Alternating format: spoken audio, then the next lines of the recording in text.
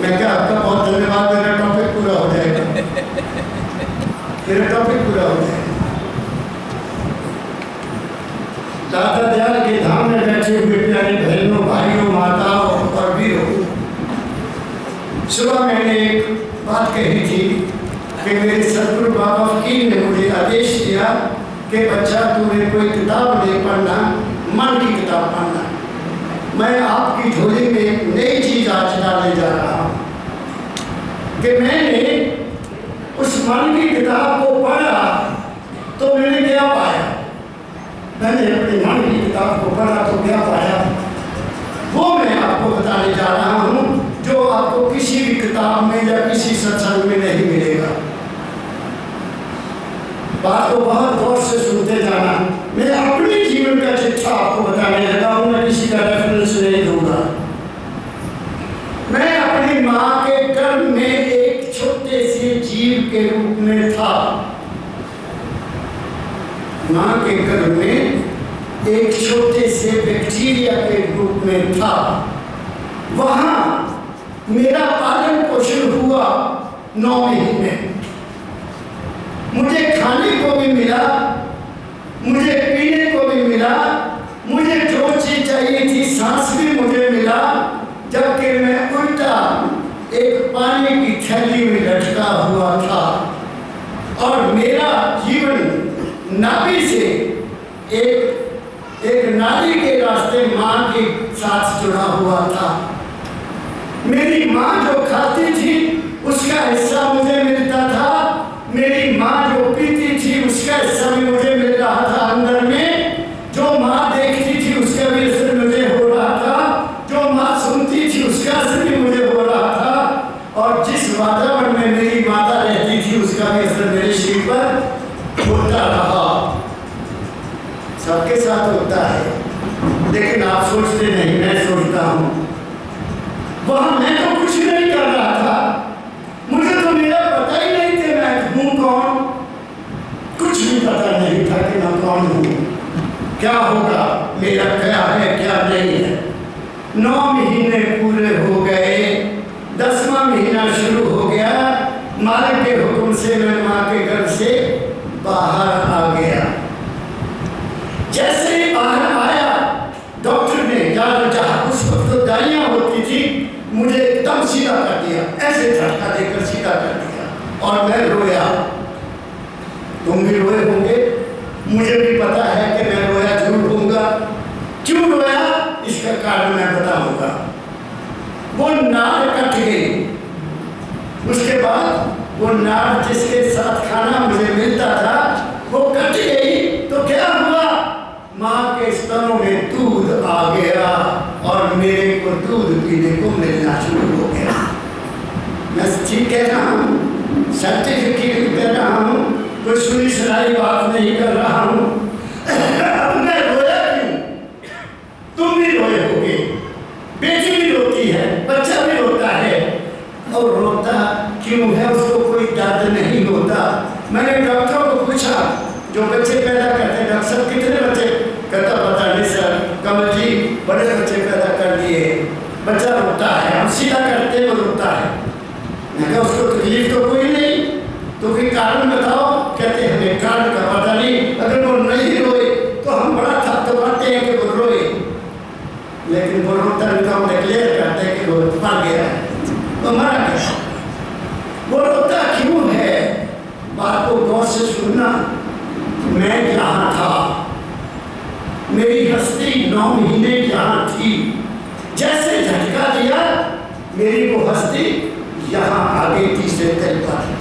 नहीं समझ रहे हो, आपको ख्याल दे रहा हूँ। मैं यहाँ आ गया, यहाँ आ गया, लड्डू बन गए, मेरी आँख खुली, मैं दुनिया देखी, लाइट देखी, यहाँ तो सूर्य रोशनी है, और जब रोशनी बंद कर दी जाती थी मैं रोना शुरू कर देता था। जैसे दिया बंद किया मैं रोना शुरू कर दिया। क्यों? क्योंकि मैं उस वक्त प्रकाश रूप था, मुझे प्रकाश से प्यार था, मैं प्रकाश से आया था, इसलिए मैं रोता था। तुम देखो बच्चे को बंद, रात को आप लाइट ऑफ कर दो, बच्चा खेल रहा है, वो रोने लग जाएगा। क्यों? प्रेम है, लाइट से प्रेम है, लाइट ही हमारा जीवन है, प्रकाश ही हमारा जीवन है। एक बात साफ कर लगी, मुझे खाना किसने पैदा किया है? कोई हस्ती है जो मेरी देखभाल करती रही। क्यों मैं कह रहा हूँ? शास्त्रों में लिखा है, जो ब्रह्मंडे सोई पिंडे। आपने सुना होगा या नहीं सुना होगा, हमारे राधा स्वामी मठ में भी कहा गया है, श्री गुरु ग्रंथ साहब जी महाराज में भी ये वाणी है, जो ब्रह्मंडे सोई पिंडे, हमारे शरीर में। क्यों, कैसे? ये ब्रह्मांड जितना भी है ये 5 तत्वों का बना है। इसमें पृथ्वी है, जल है, अग्नि है, सूर्य देवता है, वायु है, आकाश है। 5 तत्व है ना। 5 तत्वों का ये सारा ब्रह्मांड है। और इस ब्रह्मांड में मेरा शरीर भी 5 तत्व से बना है। मेरा शरीर, आपका शरीर, सबका शरीर 5 तत्व से बना है। केवल इंसान का शरीर 5 तत्व से बना है, बाकी कोई जीव जंतु 5 तत्व का नहीं बना। कोई 1 तत्व में से बना है, कोई 2 से बना है, कोई 3 से बना है, कोई 4 तत्व से बना है। और अगर मैं डिटेल में जाऊंगा तो बहुत लंबा सत्संग हो जाएगा। जीव जो पानी में रहते हैं उनका अलग तत्व है, जो रेंगने वाले हैं वो 2 तत्व के हैं, जो उड़ने वाले हैं वो 3 तत्व के हैं, जो पशु 4 पाए वो 4 के हैं, इंसान 5 तत्व का है। इसलिए इसको नर नारायणी देह कहा गया है। ये नर नारायणी देह है। इसको अशुद्ध मखलूकात भी कहा गया है। इसको टॉप ऑफ द क्रिएशन भी कहा गया है। इससे परे दुनिया में और कोई क्रिएशन नहीं है।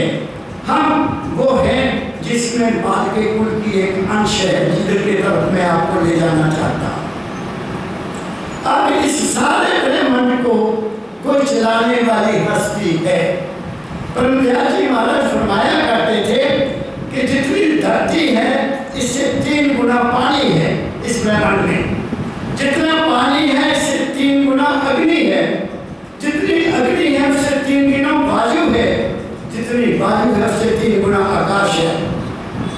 इतना ब्रह्मांड बड़ा है जिसको कोई जान नहीं सका आज तक। और फिर इस ब्रह्मांड को कोई ना कोई तो चलाने वाली हस्ती है। सूर्य चाँद है, चांद है, सितारे हैं, पहाड़ है, कितना कुछ है, नदियाँ बह रही हैं, किसी कंट्रोल में है ना। कोई हस्ती मानना पड़ेगा है। उस हस्ती को लोगों ने अलग अलग नाम दे दिए। किसी ने उस हस्ती को अल्लाह कह दिया है, इस दुनिया का मालिक अल्लाह है। किसी ने खुदा कह दिया, किसी ने गॉड कह दिया, किसी ने वाहिगुरु कह दिया। हमने अपने अपने नाम से उसको पुकारा है, जबकि किसी ने उसको देखा नहीं है। वो देखा नहीं जा सकता, मगर उसका अनुभव किया जा सकता है कि वो है। इसलिए इस ब्रह्मांड में मैं एक मछली की तरह हूँ। जैसे जल में मछली रहती है, ऐसे ही हर इंसान इस ब्रह्मांड में मछली की तरह रहता है। 5 तत्व का ये ब्रह्मांड है, 5 तत्व का ये शरीर है। बड़े ब्रह्मांड में ये छोटा ब्रह्मांड है। बात समझ गए आप लोग? तो इसमें भी जो बड़े ब्रह्मांड को चलाने वाली हस्ती है, कोई ना कोई हस्ती इसमें भी है। तुम्हारे अंदर भी कोई हस्ती है जो सारा काम कर रही है। मैं साबित करने जा रहा हूँ आपको, जिसमें तुम्हारा मन कुछ भी नहीं कर रहा, तुम कुछ भी नहीं कर रहे हो, कुछ करने वाली हस्ती है। मैं आपको प्रूफ देने वाला, सुनते जाना। बच्चा 1 महीने का हो गया, वो हाथ चलाने लग गया।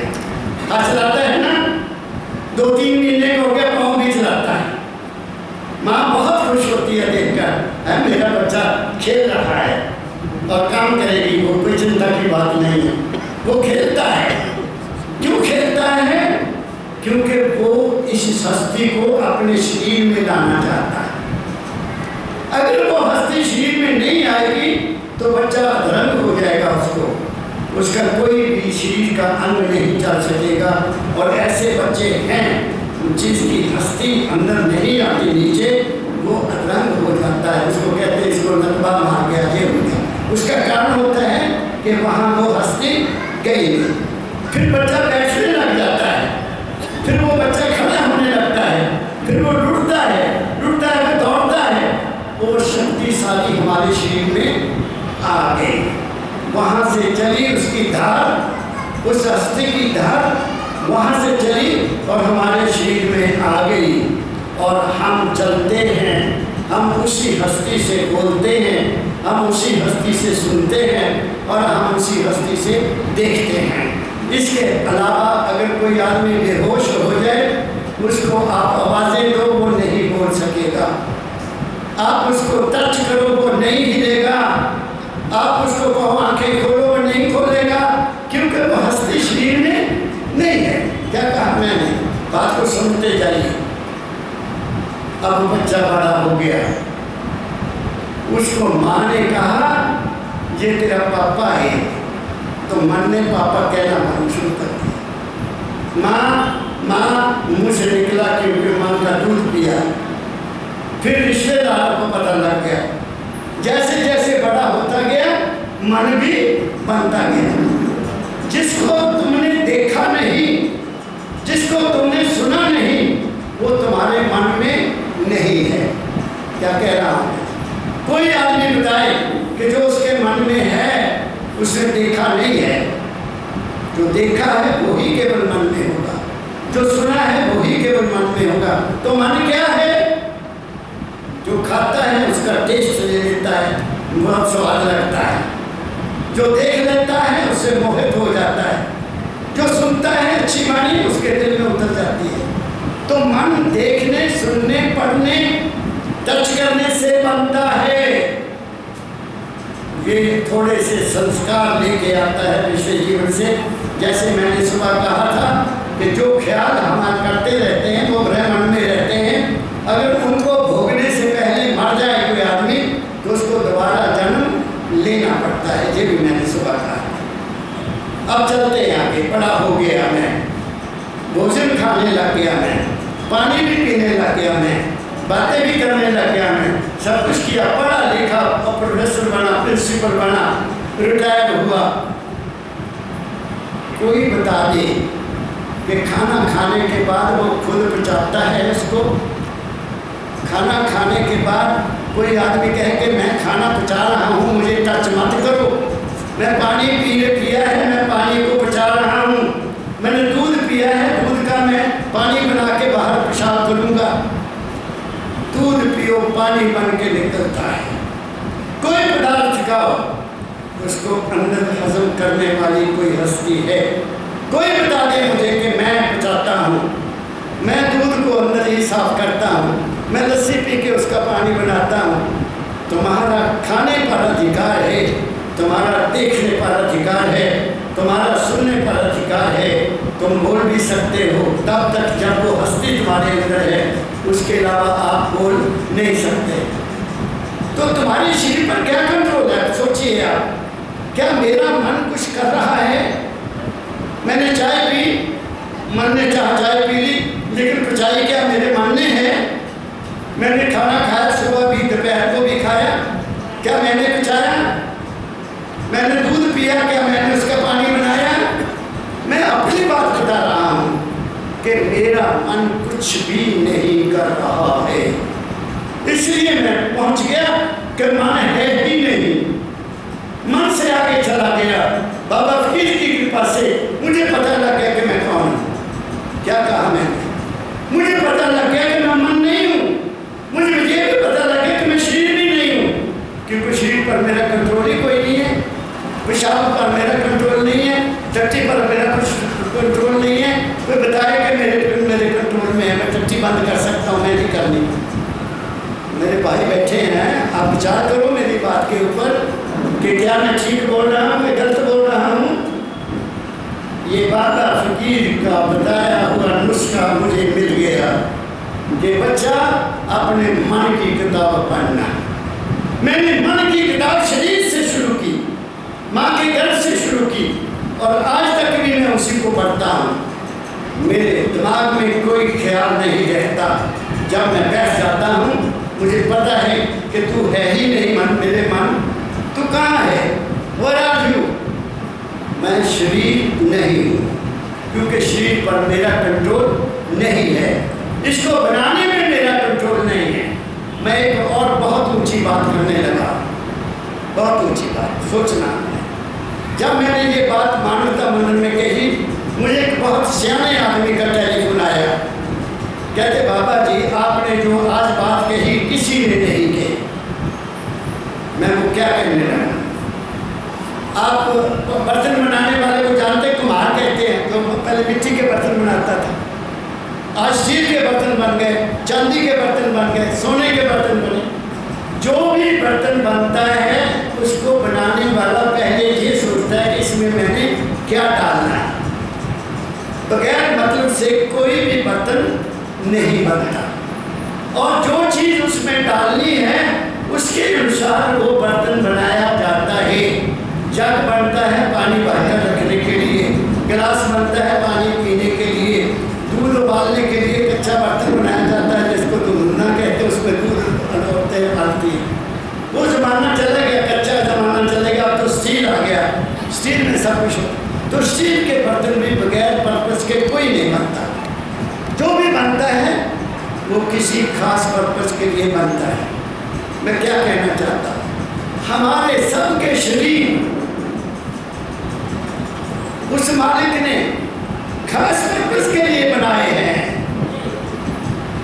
यूं ही नहीं बने हम, ये रंग बिरंगे, ये छोटे बड़े, ये काले गोरे, जो भी बने उसने खास पर्पस के लिए बनाए हैं।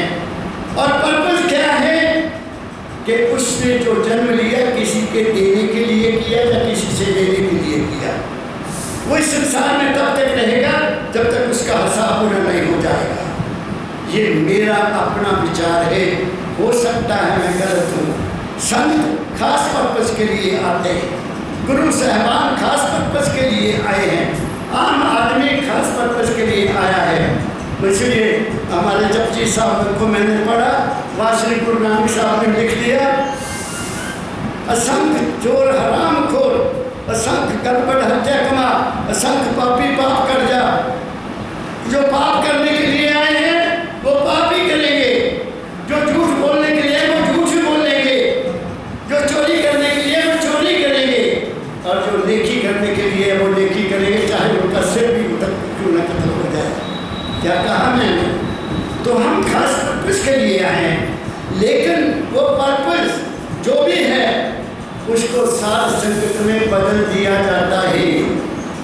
साध संगत में अगर उसको बुरी आदतें पड़ी हुई हैं, पीछे संस्कार बुरे हैं, अगर वो संगत में जाएगा, गुरु की सेवा में रहेगा, तो उसके संस्कार भी बदल जाते हैं।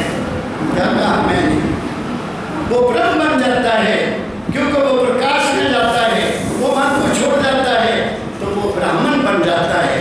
जो ब्राह्मण है उसको ज्ञान हो जाता है कि मैं कौन हूँ। लेकिन आजकल वो बात नहीं है, आजकल दुनिया बहुत बदल गई है।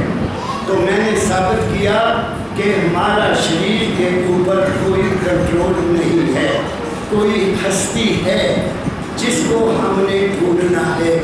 वो हस्ती क्या है?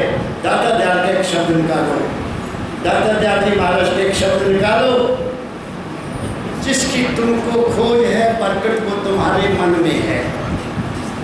तुम बाबा फकीर जी महाराज एक बात कहा करते थे, उस बात को ध्यान से सुनना।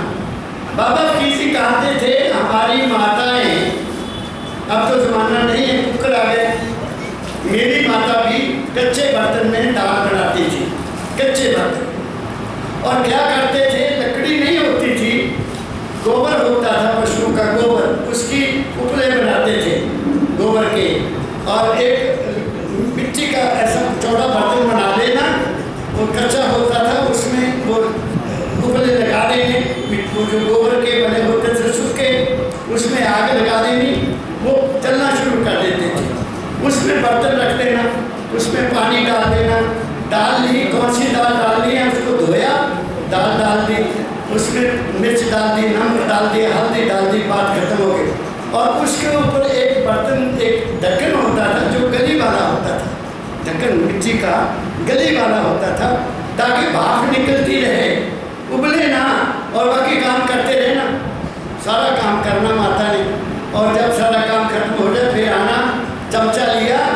कड़छी होती थी मिट्टी लकड़ी की, चमचे नहीं होते थे, हाथ से रोटी खाते थे हम। तो वो लकड़ी की उसको क्या बोलते थे, मुझे याद नहीं आ रहा, कड़छी, कड़छी बोलते थे।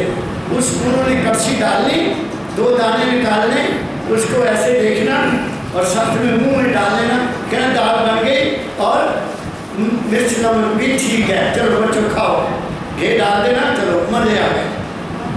परमदयाल जी महाराज ने कहा कि ऐ निशान, जैसे माता एक दाने से सारी हांडी की दाल को जान जाती कि वो पक गई है, ऐसे ही तुम्हारे अंदर एक हस्ती है, उसको जब जान जाओगे तुम उसको भी जान जाओगे। आपने मेरी बात को पकड़ा? Self realisation, know thy self, know god by thy self. अगर भगवान को जानना चाहते हो, कहीं जाने की जरूरत नहीं है, वो तो तुम्हारे अपने अंदर है, वो हस्ती तुम्हारे अंदर है, वही तुम्हारे शरीर में छाई हुई है। और मैं कहता हूँ कि मैं उसी हस्ती के कारण बोल रहा हूँ, उसी हस्ती के कारण मेरा हाथ हिल रहा है। अगर वो चली जाए तो मेरा सारा शरीर शांत हो जाएगा। क्या कह रहा हूँ? इसलिए ऐ इंसान, तू भटक गया, तू अपनी परवाह नहीं करता, तू कर्म कांड में पड़ गया, तू दौड़ने लग गया, तू भटक गया और भटक कर उस मार्ग से दूर चला गया, जबकि वो तेरे अपने अंदर है, जबकि वो तेरे अपने अंदर है। देखिए दादा दयाल जी महाराज कह रहे हैं, ये शब्द आपको, जिसकी तुमको खोज है वो प्रकट में तुम्हारे मन में है। मैं दादा दयाल हजूर मेरे दादाजी महाराज की वाणी सुना रहा हूँ, मैं कहीं और से नहीं बोल रहा, मैं उनकी वाणी बोल रहा हूँ। उनके बताए हुए मार्ग पर चलकर मुझे ये पता चला कि ऐ इंसान, तू क्या है? तू अशरफ मखलूकात है, तू टॉप ऑफ द क्रिएशन है, तू मालिक के कुल का रूप है। इसलिए कहते हैं कि मालिक ने इंसान को अपने रूप में बनाया। क्या हमें विश्वास आया? हम तो बटे हुए हैं, कोई कुछ बन गया, कोई कुछ बन गया, कोई कुछ बन गया। मैं साबित करूंगा कि तुम में सब में वही है। अभी शब्द सुनो दाता दयाल जी महाराज का, राधा स्वामी। शिव सब सागर भाग पहला। जैसे कि तुझको खोज है, जैसे कि तुझको खोज है, प्रगटवा तेरे मन में है।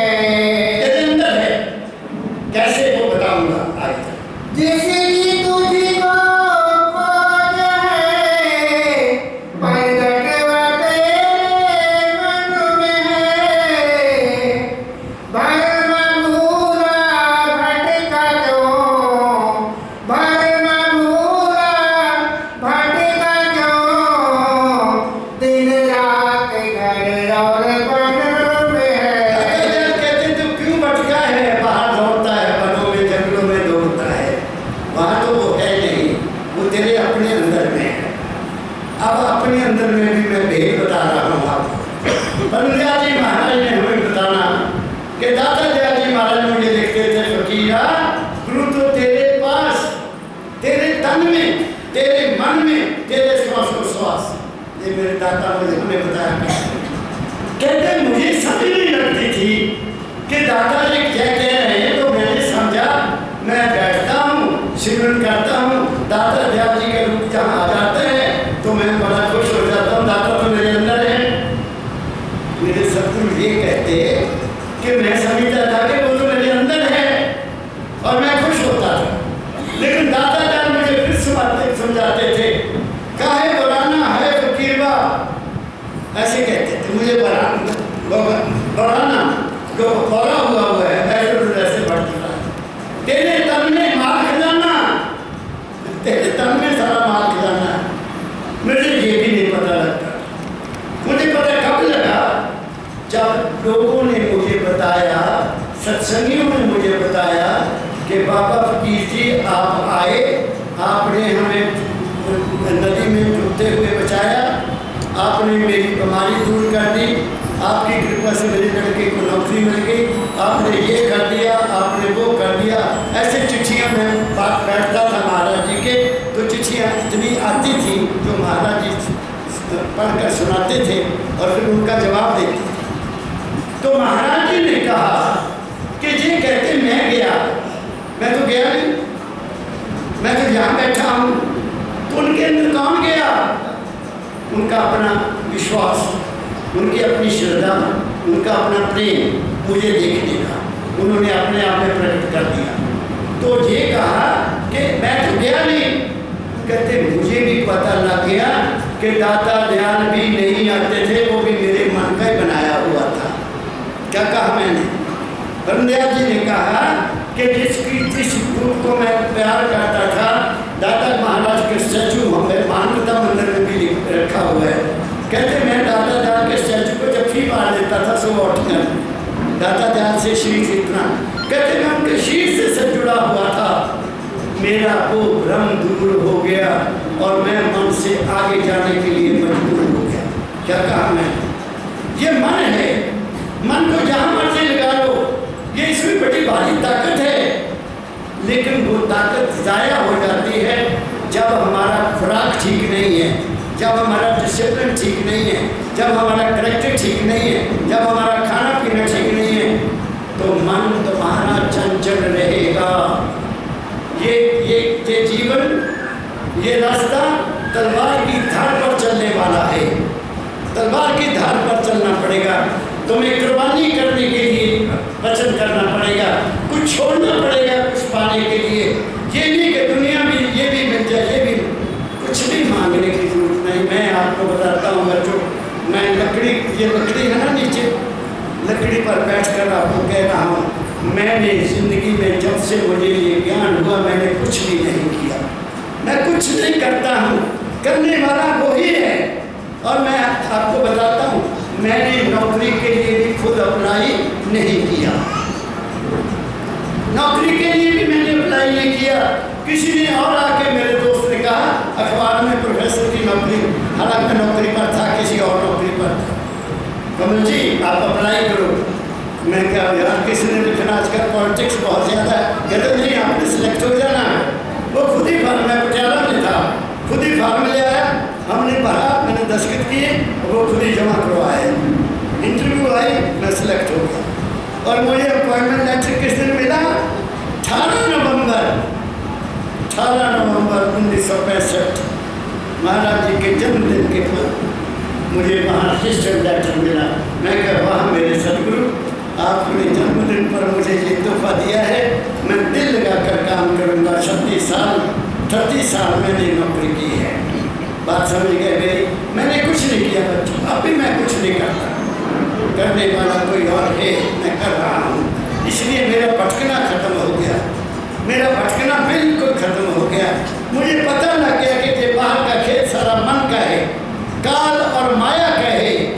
हर इंसान समय के मुताबिक अपने ख्याल पैदा करता है और उनके जाल बनाता रहता है और उसी जाल में वो फंस जाता है, वहाँ से निकलना बड़ा मुश्किल हो जाता है। हर समय तुम्हारा मन बदलता है, हर समय हर वक्त तुम्हारा मन बदलता है, क्योंकि मन ये जो काल है, समय है, ये बड़ा बलवान है, ये हमारे ऊपर असर करता है। और उस असर से बचने के लिए गुरु साहिबान ने, महापुरुषों ने हमें एक नाम दिया कि बच्चा जब मन चंचल हो जाए, इस नाम का सिमरन करना है। जहाँ सिमरन करना है तुम्हारा वो चंचलता खत्म हो जाएगी। आगे क्या कहते हैं? इंद्रियों में है वही, बुद्धि में चित अहंकार में। पढ़ो। इंद्रियों में है वही, बुद्धि में चित अहंकार में। अब वो कह रहे हैं, ऐ इंसान तू कहाँ भटक रहा है? तेरी हर इंद्री में वही है, तेरी आंखों में वही देखने वाला, तेरे कान में सुनने वाला वही है, तेरे बोलने में सुनने वाला वही, तेरे हर अंग में वही है, और तेरे मन में, तेरे चित्त में, तेरे अहंकार में, तेरी बुद्धि में वही है। और कुछ है ही नहीं। देख लो क्या कहा मैंने, सोचो इस बात को। इसीलिए कबीर साहब ने अपने शब्द में लिख दिया, जल गुरु की सत सतगुरु की हाट ज्ञान बुद्धि लाई है। बुद्धि है लेकिन ज्ञान नहीं है। दाता दयाल जी महाराज लिखते हैं, गुरु बिन ज्ञान न उपजे साधो लो गुरु की शरणाई। ज्ञान तभी आएगा तुम्हें। जीने का रास्ते किसको दिए, किसने दिया? बाबा फकीर ने दिया मुझे जीने का। ये सच्चाई, ये हकीकत, ये असलियत 1980 की बात मैं आपको सुनाता। सत्संग खत्म हो गया, महावारी सत्संग था। एक साल पहले, पिछले साल 1979 में परम दयाल जी महाराज मेरे पास 4-5 दिन जहाँ मेरी पोस्टिंग थी, मेरी तुम रही, बहुत रौनक रही, बहुत संगत आती थी। तो 1980 अगस्त आया तो गोपाल जी कहने लगे मुझे, कमल जी महाराज जी का प्रोग्राम बना लो, अगस्त का महीना है, उधर आम बड़े होते हैं, पहाड़ में आम बड़े होते हैं। तो मैं महाराज जी के कमरे में सत्संग करने के बाद हजूर छोटे कमरे में चले जाते थे, थोड़ा आराम करते थे, लेकिन मैं चला गया। मुझे इनकार नहीं होता था कभी भी, मुझे कभी महाराज ने नहीं रोका, बेटा मैं अभी नहीं मिलता ना, घर भी चल जाता था। तो मैंने जाकर महाराज जी के शिव चरणों में सिर रख दिया और प्रार्थना की, पिताजी इस साल भी हमीरपुर का प्रोग्राम बना दो। बुजुर्ग कर भी रहे थे। मुझे क्या कहा मेरे सतगुरु ने, कहते बच्चा इस बूढ़े शरीर के साथ कब तक चिपटा रहेगा? बात को पकड़ो, इस बूढ़े शरीर के साथ कब तक चिपटा रहेगा? तुम्हें मैंने हकीकत, असलियत और सच्चाई बता दी। अब जीवन को खुशी से गुजारो और गुरु की सेवा करो। गुरु की सेवा ये है जो मैं कर रहा हूँ।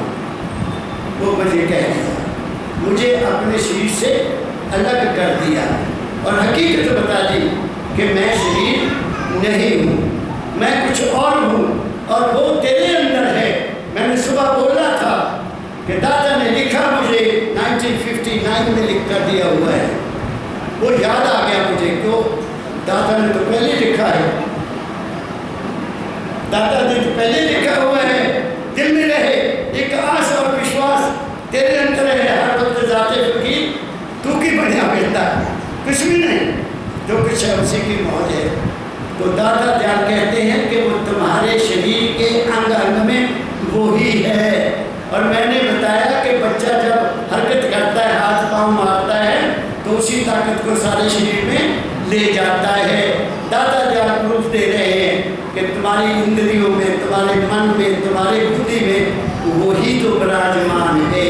आगे इंद्रियों में है वही, बुद्धि में चित्त अहंकार में, मांस में है, प्राण में है, मांस में है, प्राण में, नस नाड़ी में और तन में है। कहते तुम्हारे मांस में वो है, ये शरीर का मांस, नस नाड़ियों में वो है, और फिर कहाँ है?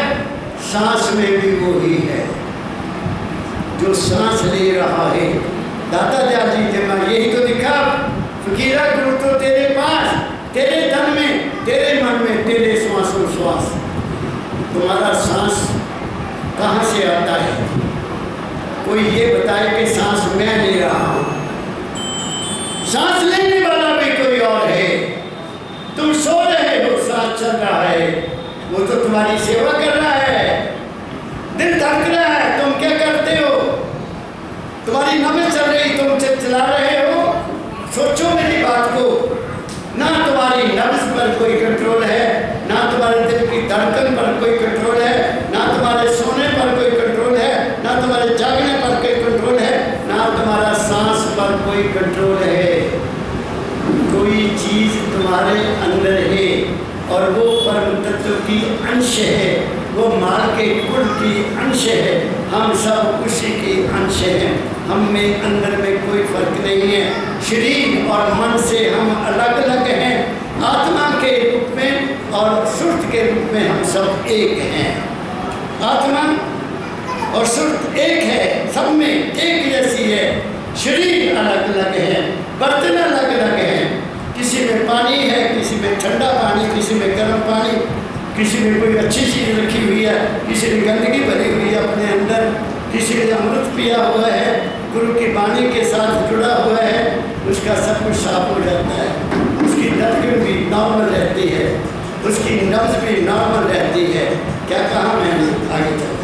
खोल कर कहता नहीं कभी, खोल कर कहता नहीं कोई कभी से बात। जो कहते हैं कि कोई संत, कोई महात्मा, कोई भी आचार्य इस बात को खोल कर नहीं कहता कि वो तुम्हारे अपने अंदर है। क्या कहा मैंने? दाता दयाल जी महाराज कह रहे हैं। दाता दयाल जी ने ये साबित कर दिया। मैं अभी आगे और जाऊंगा, थोड़ा सा और आगे जाऊंगा, क्योंकि एक मिसाल चल पड़ी, एक ज्योत जल रही है। वो ज्योत जलती जलती अपनी रोशनी को बढ़ाती जाती है। क्या कहा मैंने? रोशनी बढ़ रही है। जितनी रोशनी उतनी बढ़ेगी, जितना ज्ञान बढ़ेगा, उतना ही वो विशाल होता जाएगा। क्या कहा? महाराज कहते हैं इस बात को कोई खोल कर नहीं कहता। आगे बोलना नहीं पड़ता। खोल कर कहता नहीं कोई कभी इस बात को, अपने आपे को समझे वह तेरे आपापन में है। कहते हैं क्या करो? अपने आप को समझो। तुम कौन हो, कहाँ से आए हो, कहाँ जाना है। मैं 6 साल का था जब मुझे, थोड़ी सी बात बता दूँ, मैं 6 साल का था तो मेरा जो मकान था, मेरे को पापा मम्मी दादा दादी ने बना, वो सड़क के किनारे था, सड़क के किनारे। तो मैंने कोई देखा नहीं था कि आदमी मर गया, क्या होता है क्या नहीं, मुझे क्या पता था, बच्चे को क्या पता होता। तो एक दिन मैं बैठा हुआ हूँ, पढ़ रहा हूँ, 4th-3 में पढ़ता हूँ, मुझे याद नहीं मैं कौन सी क्लास में था, 6-7 साल का था तब मैं स्कूल ज्वाइन किया था। तो क्या देखता कि गांव का कोई आदमी मर गया और उसको 4 आदमी उठाकर ला रहे हैं, लोग रो रहे हैं, आदमी भी रो रहे हैं, औरतें तो बहुत ही पीट रही हैं। और मैं देखकर बड़ा हैरान हो गया, ये क्या हो गया। और मैं गौर से देखने लग गया। उसको शमशान घाट में ले गए, वो भी मैं देखा, लकड़ियाँ लगा दी, वो भी मैंने देखा। आदमी को बीच में रख दिया, जो मैं कल देखा था उसको आगे लगा दी, और मैं डर गया। मैं क्या, वो आदमी को क्या हो गया। मेरी माँ आई तो मैं, माता मेरे आए, मैं क्या माता ये आदमी को क्या हो गया, उसको क्यों जला दिया गया। कहती बेटा वो मर गया। मैं क्या मर गया? मैं माँ वो कहाँ गया? कहती भगवान के पास चला गया। तो मैंने कहा माता सभी लोग मर जाते हैं? कहती हाँ बेटा। मैं कहा माँ तू भी मर जाएगी? तो माँ ने मुझे जफ्फी डाली। मैं कहा माँ तू भी तो बूढ़ी हो रही है, तू भी बूढ़ी हो जाएगी, मैं भी बूढ़ा हो जाऊंगा, हम मर जाएंगे, क्यों आए हम इस दुनिया में, क्या फायदा। बात आई चली गई, रात आ गई, दिया बुझा दिया। जैसे दिया बुझाया मेरे सामने वो सीन आ गया और मैं डर के रोया, बहुत धाम मार के उठ गया। मैं माँ दौड़ी आई, मुझे पूछा बेटा तेरे पीठ में क्या दर्द है। मैं कहा माँ नहीं। तो रोता क्यों है? मैं तो मुझे ये बता के आदमी मरता क्यों है। मेरी माँ ने मुझे कहा, पंजाबी में कहा, बच्चा गुरु बिना गत नहीं, शाह बिना पत नहीं। पंजाबी में शाह होता है जिससे पैसे लेकर हम अपनी दुनिया चलाते हैं, गुरु के बगैर ज्ञान नहीं है। तो गुरु बेटा बता सकता है, मैं तो इतनी पढ़ी लिखी नहीं हूँ, तेरा गुरु कोई तेरे को ये बात बताएगा और कोई नहीं। मैं 6 साल की उम्र में गुरु की खोज में निकला। हर वक्त यही सोचता कि गुरु मुझे मिल जाए। कुछ संत महात्मा को भागने वाले आते थे, मैं कहता तुम गुरु हो। जब मैं 10वीं में हो गया तो मैंने खाना ही छोड़ दिया। मैंने खाना छोड़ दिया कि जब तक गुरु नहीं मिलेगा मैं रोटी नहीं खाऊंगा। मेरी माँ बहुत तो पंजाब में गुरुद्वारे ज़्यादा हैं, हर गांव में गुरुद्वारा, मंदिर नहीं है। तो मेरी माता दौड़कर गुरुद्वारे गई, तो वहाँ से एक संत, वहाँ के जो संत थे 6 फुट लंबे, वो आ गए। वो बहुत प्यार करते थे मेरे पिता से। तो 4-5 बार मुझे बिठा लिया। मुझे कहते बेटा तू खाना क्यों नहीं खाता? मैं कहा महाराज जी मेरा गुरु मैनू बना दो, या तुसी मेरे गुरु बन जाओ, मैनू ज्ञान दो। कहा क्या है जिंदगी? वो कहते बेटा मैं गुरु नहीं बनता, लेकिन रोटी खा। और उन्होंने पंजाबी में कहा अन्न छोड़ करे पखंड, ना वो सुहागण ना वो रन। इसका मतलब समझते हो? जो रोटी खा छोड़ देता है कि भगवान को प्राप्त करना है, वो ना सुहागन सुहागिनी पर शादीशुदा और ना ही रंडी, ना आदमी मिला, कुछ भी नहीं मिला उसको, ना सुहाग मिला ना रंड मिली, कुछ भी नहीं मिला। तू विश्वास कर बच्चा, तू मेरे पास गुरुद्वारे आ जाया कर, मैं तुम्हें रास्ता बताता जाऊँगा, तुम्हें गुरु जरूर मिल जाएगा। तो मुझे 18 साल की उम्र में बाबा फकीर जी महाराज मिले। मैं ब्यास भी गया था। कैसे गया? मैं बात लंबी हो जाएगी, लेकिन बताना जरूरी है, बताना जरूरी है। मेरे जब मैं 10वीं पास कर ली तो मैं ST कॉलेज ज्वाइन कर लिया, कॉलेज ज्वाइन कर लिया। तो मेरे घर में एक आदमी आया जिसकी सिस्टर की शादी मेरे गांव में हुई थी। उसने मुझे देखा तो मेरे पिता से पूछा ये काका क्या करता है? मैं कह रहा हूँ मैं कुछ नहीं किया, मैंने कुछ नहीं किया, क्या हो रहा है? तो मेरे पिता ने क्या बेटा कॉलेज में पढ़ता है। कहाँ है? ST कॉलेज में। तो घर से जाता है? कहते घर से, अरे इतनी दूर है, 7 किलोमीटर 12 किलोमीटर होशियारपुर पड़ता है, तो इतनी देर थक जाता होगा, आने में थक जाता होगा, पढ़ना क्या? मेरी दुकान के ऊपर 2 कमरे खाली हैं, पानी वहाँ है, बिजली लगी है, कुछ नहीं खर्च करना, ये वहाँ रहे, वहाँ से 5 मिनट का रास्ता भी नहीं कॉलेज। मैं बड़ा खुश हुआ। मैंने अपना बोरिया बिस्तर उठाया, किताबें उठाई, मैं वहाँ चला गया। इतवार का दिन आया तो ऊपर को सीढ़ियाँ जाती हैं, तो क्या देखा, कुछ औरतें ऊपर आ रही हैं, कुछ मर्द ऊपर आ रहे हैं। मैंने कहा यहाँ क्या बात है, इतवार है यार। मैं घर चला जाता था माँ के पास। तो थोड़ी देर के बाद वहाँ से आवाज़ आई, कोई गा रहा है। मैं उत्सुक हो गया कि जहाँ तो कुछ अच्छी बात है। मैं भी अपना कमरा बंद किया तो उस कमरे में चला गया। वहाँ एक बुजुर्ग ऊंची जगह बैठा है, एक आदमी नीचे बैठा, वो गा रहा है और वो कुछ कहने लगा, अभी कहा नहीं। तो मैं जब वहाँ गया तो आदमी वहाँ बैठा, कहता बेटा सिर नंगा है, टोपी सिर पर दे। मैं टोपी सिर पर ले ली, मैं आगे होकर बैठ गया। उसने गुरु की महिमा पर बहुत कुछ बोला, अच्छे वचन बोले, सत्संग उसको कहते सत्संग हो रहा। मैं उठा, मैं उस बुजुर्ग के पास चला गया। मैं कहा बाबा जी नमस्कार, मैं आपको कोई सवाल कर सकता हूँ? वही कि आदमी मरकर कहाँ जाता है? बाबा जी मैं आपको कोई सवाल कर सकता? कहते नहीं बेटा, हमें सवाल का जवाब देने की आदत नहीं, एक हमें आगे नहीं। तो मैं क्या फिर मेरे सवालों का जवाब कौन देगा? कहते गुरु महाराज। मैं क्या गुरु महाराज हैं? कहते हाँ है। कहाँ है? कहते आप अभी जलंधर गए? मैं क्या नहीं। तो बच्चा जलंधर से आगे करतारपुर आता है, फिर ब्यास का स्टेशन आता है, वहाँ डेरा है हमारे गुरु महाराज का, वहाँ जाएगा तो वहाँ मेरे सवाल का जवाब मिलेगा। मैं बड़ा खुश हुआ। तो वो दुकान का मालिक जो था वो शाम को मिलकर मुझे जाता था। मैंने कहा गौतराम कभी आप ब्यास गए? कहते क्या बात बेटा? मैं क्या सुना वहाँ गुरु महाराज रहते? कहते हाँ, मैं तो उनसे नाम लिया हुआ है। मुझे एक चीज़ और मिल गई, तो गुरु जी भी हैं और वो नाम भी देते हैं। मैं कहा मुझे ले जाओगे? कहते हाँ, ये आता ही इतवार भंडारा है, वो भंडारा बोलते हैं अभी भी।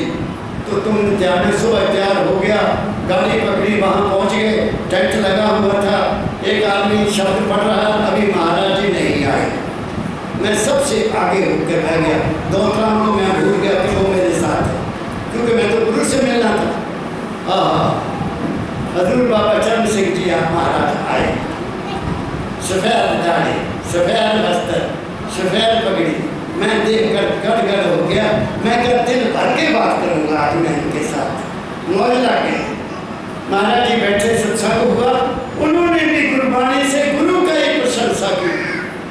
वाह वाह भाई, गुरु तो बहुत बड़ी चीज है। सत्संग खत्म हो गया, महाराज जी कुर्सी पर बैठ गए और आगे फुलियां पतासों की बोरी लग गई। औरतों के लिए अलग लाइन, आदमियों के लिए अलग लाइन। मैं भी लाइन में खड़ा हो गया। मेरे आगे एक जो आदमी, मैंने उसको कहा, ऐसा मैं महाराज जी से बात करनी है, मैं महाराज जी से बात कर। उसने मुझे बड़े घूर के, जानते ना, गुस्से में देखा। उसने मुझे गुस्से से देखा, मैं डर गया। और पीछे वाला कहते, बेटा आगे चल, आगे चल। मैं हाथ जोड़े हुए महाराज की तरफ ऐसे, और मैं हाथ जोड़े निकल गया। दुनिया पता से क्या लेने थे, मेरा दिल ही टूट गया। और मैंने कुल्ली पकड़ा, मैं घर आ गया। वापस होशियारपुर आके अपने बिस्तर पर लेटकर मैं इतना रोया कि मैंने इतना बड़ा कोई पाप कर दिया। मुझे गुरु ने बुलाया नहीं, मुझे गुरु ने बुलाया क्यों नहीं? मैंने तो कोई पाप किया ही नहीं। मैं बहुत रोया बच्चों, रोते रोते मैं लेट गया। 1 घंटे के बाद वो ब्रह्म आया, कहता, बच्चा मैं तो तुम्हें दूर था, वहाँ परेशान हो गया। मैं कहा, दौलतरा मैं तुम्हें क्या बताऊँ, मैं बड़ी आस लेकर गया था, बेआस होकर आया। मैं बेआस होकर आया, मुझे आस नहीं पूरी हुई। वो मेरे पास बैठ गया, मेरे कंधे पर हाथ रखा, कहता, बच्चा बात सुन, तेरी भूख बहुत बड़ी है। एक बात। दूसरी, एक बाबा जी यहाँ सत्संग देते हैं, उनका कोई आश्रम नहीं है, कोई डेरा नहीं है। वो किसी के घर एक सत्संग महीने में देते हैं और जेठे एतवार को देते हैं। तेरे भाग बहुत अच्छे हैं, औंधा एतवार जेठा एतवार है, तू तैयार हो गया ना, मैं तेन बात लेके जाऊँगा। सुन रहे हो? मैं इंतजार कर रहा हूँ। सब दिन का सुबह उठा, नहाया, तैयार होकर बैठ गया। कहता, वो बड़े टाइम के पाबंद हैं, 8 बजे सत्संग शुरू करते हैं। तो मैं, वो आगे मैं पीछे पीछे, गलियाँ, एक गली, दूसरी गली, तीसरी गली, मैं पीछे। जब आखिरी गली आई, मैं तुम्हें एक्सैक्ट बात बता रहा हूँ, जब मैं आखिरी गली आई के सामने बाबा फकीर जी महाराज विराजमान है, मैं उससे आगे हो गया, कुदरती हो गया। कैसे हुआ मुझे नहीं पता। जैसे मैं आगे हुआ, महाराज जी ने ऐसे हुक्का पकड़ा हुआ है और ऐसे मेरी तरफ देखा। मैं आज दाता के धाम से बता रहा हूँ कि जैसे दाता ने परमदयाल जी महाराज ने मेरे को दृष्टि डाली, मेरे शरीर में करंट आ गया, मेरे शरीर का रोम रोम खड़ा हो गया और मैं गदगद हो गया। मैं सब कुछ भूल गया और जाके महाराज जी के सुरक्षित चरणों में सिर रख दिया। बच्चों, मैंने वहां नहीं उठा, मैं वहां से नहीं उठा, चरणों में सिर रख दिया। परमदयाल जी महाराज ने मेरे सिर पर हाथ रखा। बात को सुनना गौर से। सिर पर हाथ रखा और 7 किताब रखी हुई, 7 वचन, उसमें निशान लगा कर रखा हुआ, खोली और मेरे हाथ में दे दी। बच्चा, ये शब्द पढ़। जान गए कि महाराज जी किसका इंतजार कर रहे थे सत्संग करने से पहले? मेरा इंतजार कर रहे थे। और शब्द क्या था? शब्द हजूर राय साहब का था, गुरु मोहे अपना रूप दिखाओ। यही मेरा क्वेश्चन था। मैं कौन हूँ, क्या हूँ, इतना मुझे बता दो। भटका हूँ जिस राह से, वो रास्ता बता दो। परमदयाल जी महाराज ने मुझसे अपनी शरण में ले लिया। ये जुलाई 1956 की बात है। मैं 18 साल का था। अब क्या है मेरी उम्र, मैं क्या बताऊँ आपको, खुद ही जान सकते हो। मैं 86 हो गया। बाबा फकीर को मैं नहीं छोड़ सकता। वो मेरे तन में है, मेरे मन में है, मेरे सांस में है। दाता दयाल ने कह दिया, अपने आप को पहचान। अब मैं आपको अपने आप को पहचानने बताता हूँ कि वो क्या है। लास्ट लाइन पर राधा स्वामी धाम घट में राधा स्वामी नाम। राधा स्वामी धाम घट में, तुम्हारे अंदर धन है। वो क्या है? राधा शब्द पहचान। तुम्हारे अंदर एक धुन हो रही है जहाँ जब तुम शरीर, मन और आत्मा से आगे चले जाते हो अपने गुरु के बताए हुए रास्ते पर, तो तुम्हारी शरीर की वो सुर्त जाग जाती है और वो अंदर उस धुन के साथ जुड़ जाती है। इसलिए दादा ने कहा वो धाम तुम्हारे अंदर है, वो नाम भी तुम्हारे अपने अंदर है। जब उसको पुकारोगे तो तुम वहाँ जरूर पहुँच जाओगे। क्या कहा मैंने? अब सुनना बात को। हम सब में वो ही है, चाहे किसी जाति का है, किसी धर्म का है, किसी देश का है, किसी प्रदेश का है, किसी भी रंग का है, किसी भी रूप का है, किसी धर्म को मानने वाला है, सब में वो ही है। अब मेरी बात को गौर से सुनते हैं। पहली बात, हमारा सांस पर कोई भी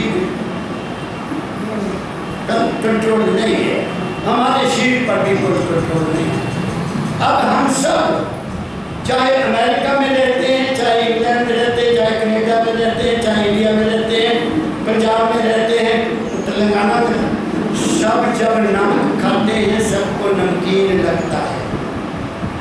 एक अलग है, नमक सबको नमकीन है।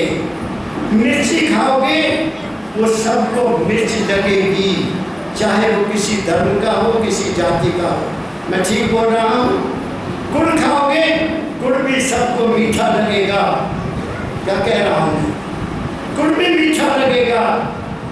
कोई भी चीज़ खाओगे वो तुम्हें मीठी लगेगी। हम सब सांस लेते हैं, कोई इंसान किसी धर्म का है वो सांस उसी तरह से ले रहा है जैसे गरीब ले रहा है, वैसे अमीर ले रहा है। कोई सांस लेने में फर्क नहीं है, खाने में पचाने में कोई फर्क नहीं है। कोई इंसान का जो शरीर की नब्ज़ है आप नहीं चला रहा, सबकी नब्ज़ भी अपने आप चल रही। मैं क्या कह रहा हूँ? आप मुझे देख रहे हैं, चाहे मेरी माताएं मुझे देख रही हैं, चाहे भाई देख रहे हैं, चाहे कोई भी देख रहा है, सबको एक रूप नजर आ रहा है कि नहीं? ये तो नहीं कि आपको मैं और नजर आता हूँ, आपको और नजर आता हूँ, मेरी बहनों को मैं और नजर आता हूँ। एक ही रूप नजर आता है ना? तो क्या मतलब हुआ? सब में देखने वाला एक ही बैठा है। फिर मैं बोल रहा हूँ, जो मैं बानी कह रहा हूँ वो आपको भी वही सुनाई देती है, मेरी बच्ची बहनों को भी सुनाई देती है, आपको भी, आपको एक ही वचन सुनाई देता है ना? तो इससे क्या हुआ कि सुनने वाला भी आप में एक ही बैठा है। क्या कहा मैंने? देखने वाला भी एक है, सुनने वाला भी एक है, खाने वाला भी एक है। सबको नमक एक ही लगता है, सबको मीठा भी एक ही लगता है, सबको मिर्ची भी एक ही लगती है। देखने में कोई फर्क नहीं है, सुनने में कोई फर्क नहीं है, बोलने में फर्क है, आवाज़ भिन्न भिन्न है, क्योंकि जैसा शरीर बना वैसी आवाज़ बन गई, वैसी आवाज़ बनी। आवाज़ भिन्न हो सकती है लेकिन आवाज़ का मतलब भिन्न नहीं हो सकता। मेरी आवाज़ सबको एक ही नजर आती है, इसमें भिन्नता नहीं है। ये नहीं कि उनको हिंदी सुन रही है, आपको अंग्रेजी सुन रही है, आपको पंजाबी सुन रही है, एक ही सुन रही है ना? तो मैंने क्या साबित किया कि हम सब में एक ही बैठा है, सिर्फ हमारे मन ने हमें धोखा दिया, जा हमें गाइड करने वालों ने धोखा दिया। बाबा फकीर ने डंके की आवाज़ पर इस बात को उठाया और आखिर में कह दिया, इस अध्यात्म की शिक्षा का कोई अधिकारी नहीं है। इसलिए उन्होंने इंसानियत का झंडा लगाया कि पहले इंसान बनो फिर रूहानियत की तरफ आओ। अगर कुछ और बने हुए हो फिर तुम्हारे रूहानियत पल्ले नहीं बढ़ेगी। इंसान कौन है? जो दूसरे के दुख को अपना समझता है, जो दूसरे की तकलीफ को अपनी तकलीफ समझता है, जो दूसरे के कष्ट को अपहरने की कोशिश करता है। संत करते क्या? संतों का काम ही ये है कि वो शांति देते हैं, वो प्रेम देते हैं, वो एकता का शब्द बनाते हैं, वो हमें अलग अलग नहीं करते, वो अपने डेरों की तरफ आकर्षित नहीं करते, उनको कोई लालच नहीं। इसलिए वो कह दिया करते बाबा की अच्छा लगता है मेरे सत्संग में आओ, नहीं तो मत आओ। ये कहते तुम्हें अच्छी लगती है तो मेरी किताब पढ़नी पढ़ो, नहीं तो मत पढ़ो, हवा खाओ। ऐसे आजाद संत के शिव चरणों में मेरा जीवन बीत रहा है। आज भी उन्हीं का जीवन है, पहले भी उन्हीं का जीवन था, आगे भी उन्हीं का जीवन है। और आपकी सेवा करना मेरी ड्यूटी लगा दी, मैं आपकी सच्चे दिल से सेवा कर रहा हूँ। आओ महापुरुषों की बात पर चले। दादा दयाल का धाम यहाँ है। सिर्फ बुरा ना मानना, सिर्फ आरती करने से काम नहीं चलेगा। क्या कह रहा हूँ, आरती तो तुम्हारे अंदर हो रही है, तुम्हारे अंदर जोत चल रही है, तुम्हारे अंदर घंटी बज रही है, तुम्हारे अंदर बांसुरी बज रही है, तुम्हारे अंदर बीन बज रही है, जो कुछ है तुम्हारे अपने अंदर है। हमने सनातन धर्मियों ने वो चीज को छोड़ दी, गायत्री मंत्र को भूल गए। हम गायत्री मंत्र पढ़ते ही नहीं है, कोई रिहाई नहीं है चाहिए। सनातन धर्म तो कहता है गुरु ब्रह्मा गुरु विष्णु गुरु देवो महेश्वरा गुरु साक्षात परब्रह्म तस्मै श्री गुरुवे नमः। फिर क्या कहा, गुरु वाक्यम मूल मंत्रम, पूजा मूलम गुरु पदम, ध्यान मूलम गुरु मूर्ति, मोक्ष मूलम गुरु कृपा। अब बताइए, तो सब कुछ तो बता दिया, और हम कहाँ भटक गए। हम परंपराएं खत्म हो गई। हम छोटे छोटे होते थे, हर गाँव में पुरोहित होता था, पुरोहित आता था, उसको पूछते थे पंडित जी ये काम कर लें, वो गाइड करते थे, सब कुछ करते थे। अब कहीं पुरोहित नहीं रहे, वो भी अंग्रेजी बोलने लग गए। क्या कहा मैंने, तो मैंने 1 घंटा आपकी सेवा कर दी है। 1 घंटे का हुक्म हुआ, मैंने सेवा की।